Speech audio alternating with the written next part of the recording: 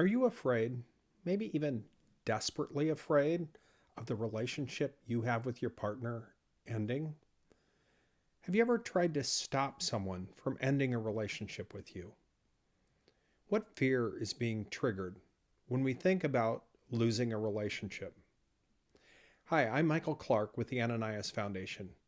And in this video, we're going to talk about desperately hanging on to a relationship. Why do we do it? What's the downside? And how do we overcome our fear so we can stop acting so desperately?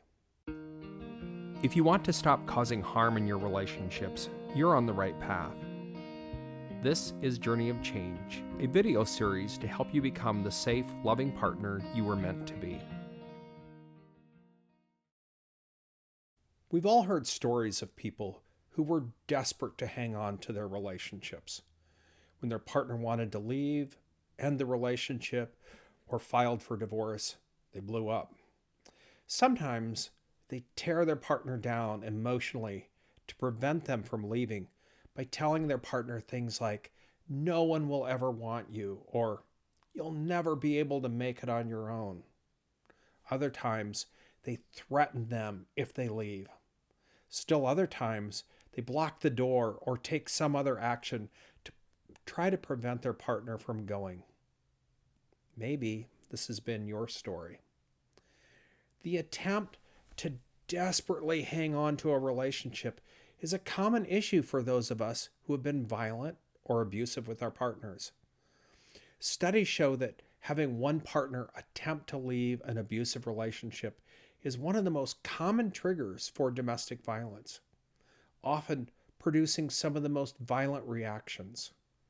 Therefore, it's one of the most dangerous times for the partner who is leaving. Now, I want to acknowledge that the experience of having your partner end a relationship with you is one of the most very painful things we have in life. But why do some of us fight so hard to hang on to that relationship, even when the other person wants to go?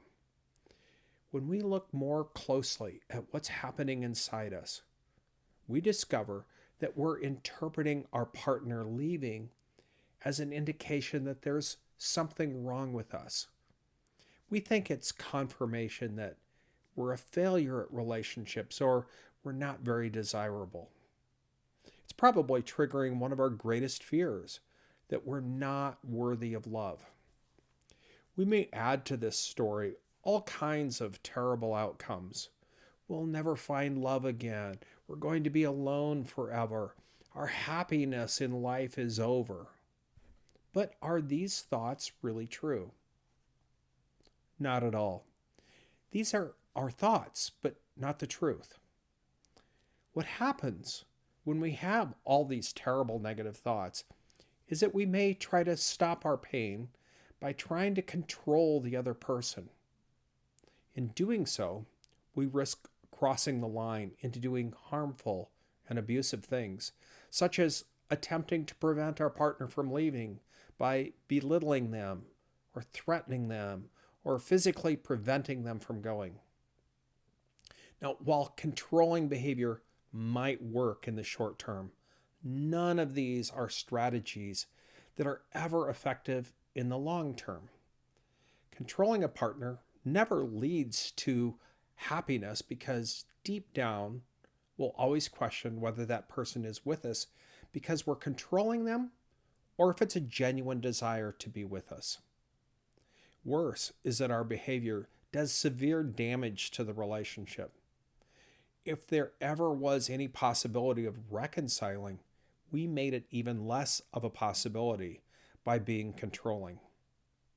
I must say, too, these actions truly fit the definition of abuse. Threats and physically restraining another person are also illegal and could result in being arrested and charged with domestic violence. It's important to note that most people don't react to the threat of a relationship ending with controlling behavior. Now, I don't say this to shame anyone. I bring it up because it can teach us a different way to respond. How do nonviolent people think, and what do they do when their partner wants to leave them? One way to think about our partner leaving is that we should only want to be with someone who wants to be with us. We deserve to feel loved, appreciated, respected, and understood. If those elements are not there in that relationship and with that partner, why would we want to be with them? If our partner has cheated and is leaving for someone else, there's an extra layer of pain because we'll feel betrayed. How can we think about this situation?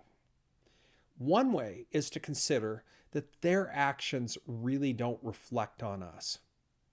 If our partner cheats, it doesn't mean we were a failure at relationships or that we're undesirable. It just means that our partner is a cheater.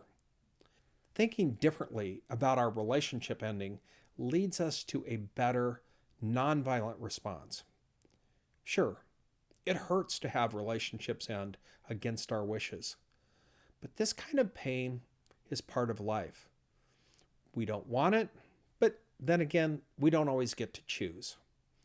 We can be sad, but letting go, knowing that our future and our happiness do not depend on this one relationship. The threat to end a relationship is one of the most difficult situations for our emotions to manage. Disconnecting our self-worth from the success of our relationships will help us deal with those emotions in a healthy way. When we let go of partners who want to go, who want to leave, we demonstrate that we're someone who is both in control of ourselves and someone who is worthy of being in a great relationship, even if it's no longer possible with this relationship.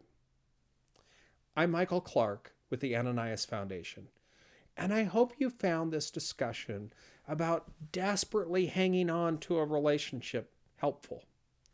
Take care, and I'll see you in another video. Thanks for joining me today. I'm honored to be on this journey of change with you, and I hope I've helped you in some way. If you have any comments, questions, or suggestions, feel free to leave them in the comments section below. We'd love to hear from you. Also, be sure to hit the like button, share this with others who might find it helpful, and subscribe to our channel so you don't miss any of our future videos. For more resources, head to our website, ananiasfoundation.org. Until next time, take care and remember, change is possible.